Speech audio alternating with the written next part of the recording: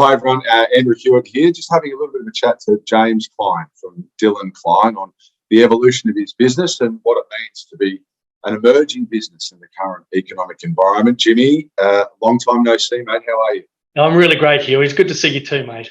And look, congratulations. The growth story that you've encountered as part of your accountancy firm over the past 20 years is really impressive to see from the sidelines. Can you give us a bit of a rundown as to the evolution of the business, how it started? It was just you and a laptop, and then where you are today. Yes, back in 2006, I think it was. So I went out on my own after spending a decade or so working for big international accounting practices. Set up shop here in Melbourne, in fact, in my little flat in South Yarra, to be honest. And then over those times, I've had a few partners come and join me. And I'm proud to say that I'm now a part of a 6-partner firm with over 50-odd people working for us. I'm very excited about that. No, congratulations to you. I know it takes a lot to grow a business, let alone enter a merger.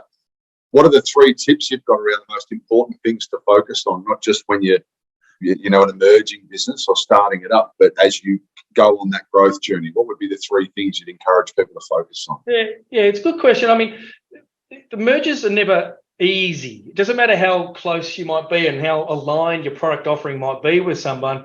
In the accounting world, the work we do is quite universal, but there is still always differences the way people do business. So the first real thing I learned over the last 12 months when we've just completed our merger was you're going to be a bit patient and understand that different people do different things, and that's okay. But the great thing that came out of it is that we picked the best of both firms, and when we came together, and we're practicing a very high level of work here because we took the best out of both dynamics. The second one is being patient with how things get to change. Change with this level takes a bit of time to bed down and to do. Can't just turn things on day one. Bit of patience. And the third one, a business merger is like a marriage. You just got to want to be with the person you want to be with, and that comes down to personalities. And so if you're getting along one-on-one as friends, then you always work together towards the same cause. And I think that's the big point on the mergers. And the element of your clients in all of that, can you talk us through? It's great to hear the focus on the people, but talk us through the importance of the focus on the client and their satisfaction, particularly being a B2B firm such as your own. Yeah, communication is the real key, especially with change, not just in what we called ourselves in our service offering, but change in the world. Communication is key. Actually being inside our clients' business lives is actually most important to us. We must be around. We must be there to help them when they've got questions. So being present in their world is the key here to small business management and the way we do business. I know as a homeowner, I'm challenged myself just with meeting day-to-day responsibilities and not owning or running an emerging business. Is it fair to say in the face of the recession and the current inflationary pressures and interest rate rises that there's a level of fear out there among the client base, or even with you, running your own business? Yeah, there's definitely fear. There's definitely fear's a strong word. I think there's anxiety and a little bit of cautiousness moving into this new world, and it's present. But the thing is, modern business has been dealing with these sort of things quite often over the last 5 years, with obviously the pandemic, when we literally thought the economy was going to end at some stage, and we got through. And before that, there was the 2008, the GFC, and the credit crunches that happened after that. The way you deal with fear, the way you deal with anxiety, for me, is relatively simple. It is to understand the data of the position where you're at right now and to give yourself time. Time fixes everything in business.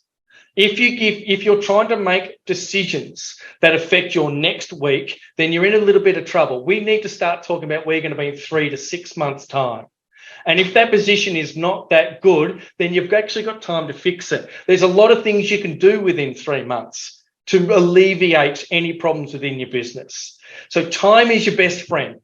Capitalizing your business, having enough funds to be able to restructure, to sell, to buy more, to do everything is the key here.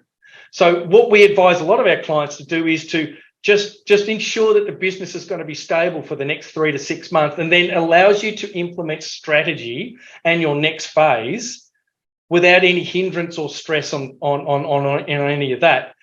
That's how you alleviate fear. fear in business is all about just organising your options in order. 100%. And I know you enjoy a bit of role play, so let's pretend for a little bit, James. I'm starting up an emerging business. I've got my business plan. I've got an idea of where I want to go in the next 3 to 6 months. I come to you.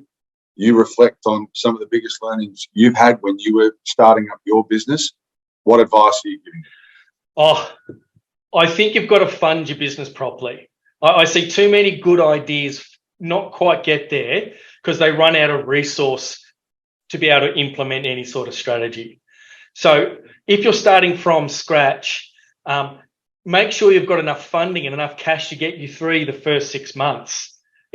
Don't push forward or think it's going to be okay.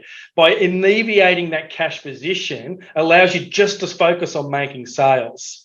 Just make sales, because sales fixes everything in a new business. If you make a sale and deliver, you're going to get paid and things start moving.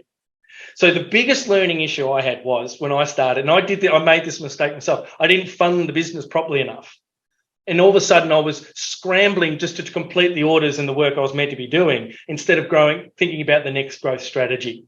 And it took a year before I realized, hang on, I need to pull back, fund the business properly, get some people in to do the work, and then focus on the next sale and then the next sale after that. So make sure you're well resourced. And you're going to have to do that properly. Don't do it half-assed. Do it properly and ensure that you then can focus on the strategy of your business. That's fundamentally the change that I would make if I was to do this all again. Yep. And so people who are thinking about starting up their own business, or they might have had their business for a while, they're just a bit exhausted by their current provider. How do people find you at Dillon Clyne? Well, you can find us online at dillonclyne.com.au, on LinkedIn, Instagram, all the socials, you'll find us. Always a pleasure, never a chore. Jimmy, thanks for your time. Good on you, Huey.